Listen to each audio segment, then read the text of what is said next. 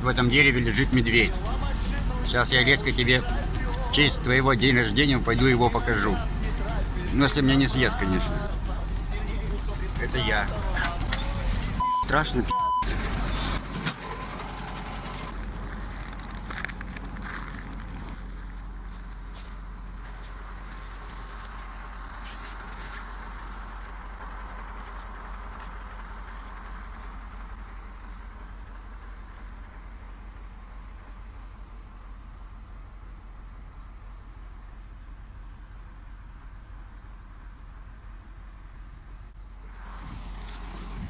Спит крепким сном.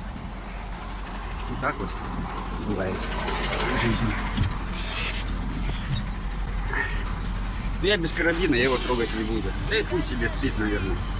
Ну это хотя лежит крупненький медвежонок. Все, всем пока.